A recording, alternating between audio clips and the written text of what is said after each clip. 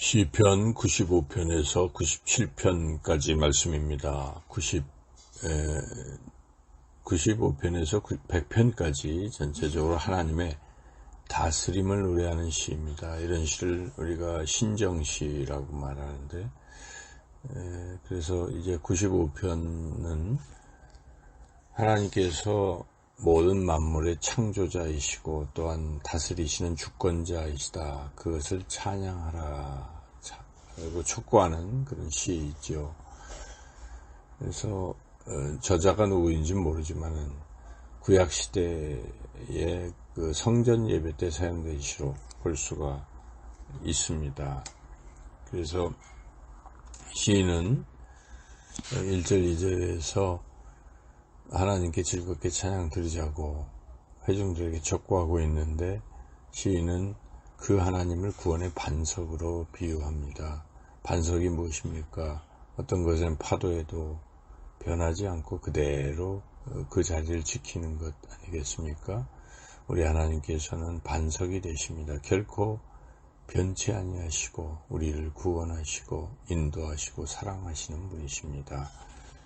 우리를 죽을 때까지 인도하여 영원한 하나님 나라에서 살게 하실 것입니다. 우리가 이런 것을 굳게 믿고 늘 하나님께 더욱더 순종하고 하나님의 인도하심 따라 살아가는 우리가 되어야 하겠습니다.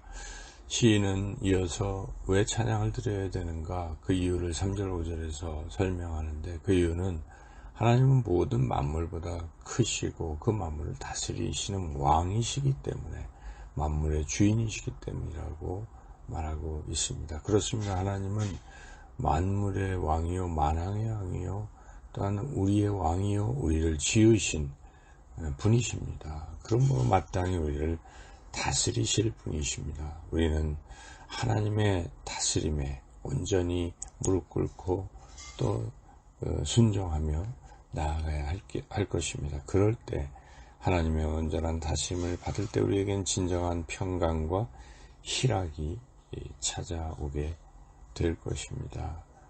시인은 또 하나님께 무릎 꿇고 경배하라고 촉구하면서 그 이유가 자신들이 하나님께서 기르시는 백성이여 돌보시는 양이기 때문이라고 고백하고 있습니다. 그렇습니다. 하나님 우리의 목자가 되십니다. 우리를 기르십니다. 우리를 돌보십니다. 우리는 늘 우리의 목자 되신 그 하나님의 인도하심을 기꺼이 따르며 인도하시는 대로 쉴만한 물과 풍성한 푸른 풀밭에서 살아가야 할 것입니다. 시인은 이제 마지막 부분에서 하나님의 음성을 들을 때는 범죄하지 말라라고 경고하고 있습니다. 그러면서 이스라엘 백성이 무리바와 마사에서 행한 것처럼 마음을 완악하게 하지 말라고 경고합니다. 무리바와 마사는 바로 불순종의 장소들입니다. 그래서 이스라엘 백성이 이제 출애굽을 시작하면서 첫째 지역이 마사였습니다. 출애굽기 17장 7절에 보면 시작이 마사인데, 그런데 이 마사에서 그들이 한 일은 하나님께 불평하는 일이었죠. 하나님이 계신가, 우리와 함께 하신가 하는 것에 대한 의심 속에서 하나님께 불평을 합니다. 물이 없다 하여 막 불평하죠. 그때 하나님께서 모세를 통해서 반석을 치게 하시고 물을 내게 하셨습니다만, 이스라엘 백성은 그렇게 시작을 하나님께 대한 불평으로 시작을 한 것이죠. 이스라엘 백성은 광야 생활의 끝부분을 무리바에서 하게 되는데, 민수기 20장 13절에 보면 이 무리바에서 그들은 또 불평을 합니다. 그 무리바의 뜻은 반역인데요. 이스라엘 백성 역시도 물이 없다고 하나님 앞에 불평하는 이제 그런 일을 하죠. 그래서 그때 모세가 화가 나서 반석을 2번이나 치며 물을 내주긴 했지만, 그런 걸로 인해서 모세도 가나안 땅에 들어갈 수가 없었죠. 그래서 불평으로 시작해서 불평으로 끝이 난 이스라엘 백성들을 생각할 때 그들은 결국 이제 1세대는 시작부터 끝까지 그런 의심과 불평, 반역의 죄악을 범함으로 결국 가나안 땅에 들어가지 못하고 광야에서 40년 동안 방황하다가 생을 마치게 된 것이죠. 우리가 삶 가운데에 이 하나님 앞에 순종하는 것이 얼마나 중요한가.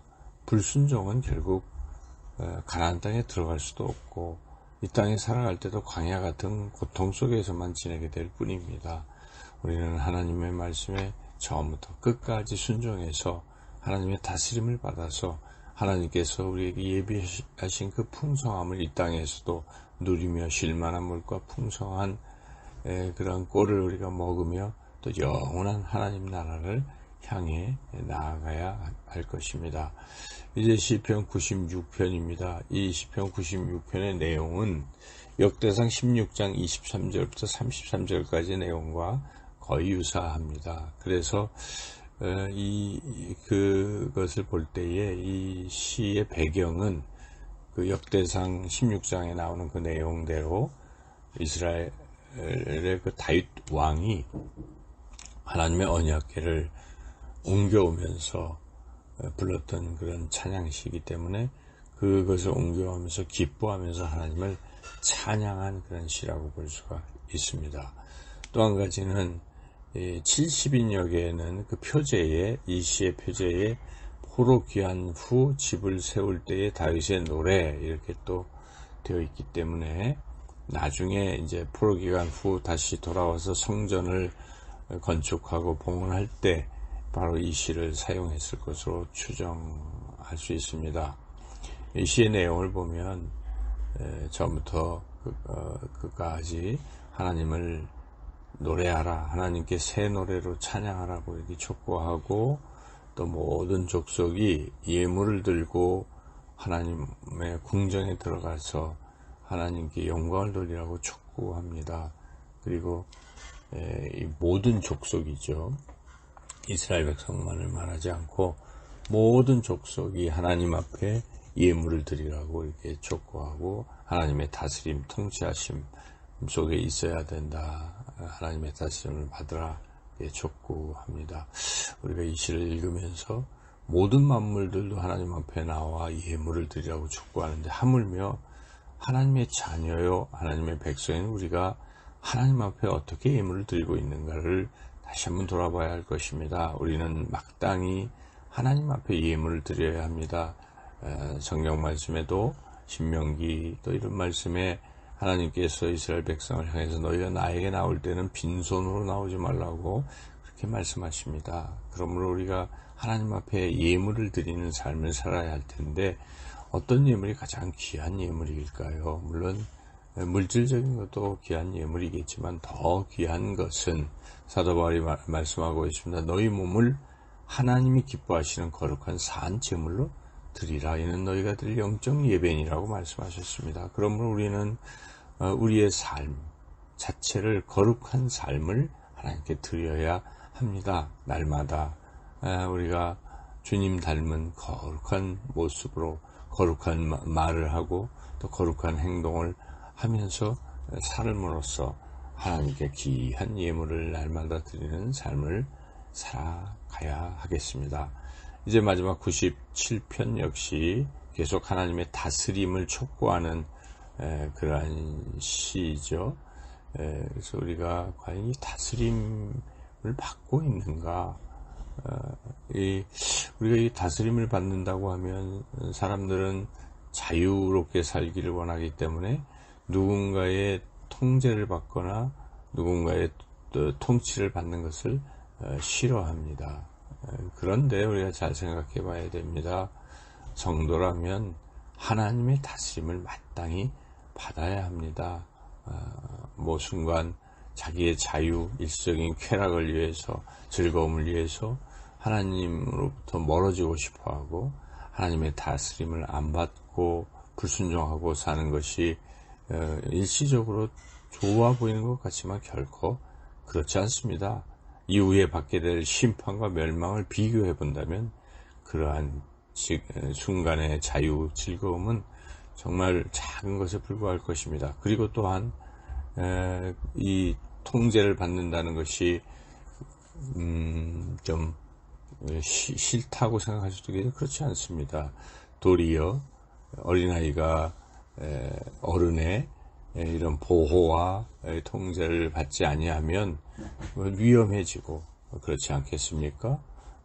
그래서 하나님께서 우리를 다스리면 도리어 우리는 더 안전할 것입니다. 그리고 하나님은 좋으신 분이십니다. 하나님의 자녀에게 나쁜 것을 하시는 분이 아니십니다. 하나님은 선하신 분이시고 가장 좋은 것을 주시려고 하시는 그런 분이시기에 우리가 하나님의 다스림을 받는다는 것 자체가 행복으로 나아가는 길이다 하는 것 결코 잊어서는 안 됩니다. 오늘도 하나님의 다스림 속에서 하나님이 주시는 풍성한 사랑과 은혜와 기쁨과 행복을 누리며 살아가시는 저와 여러분 모두가 되시기를 주님의 이름으로 축원합니다.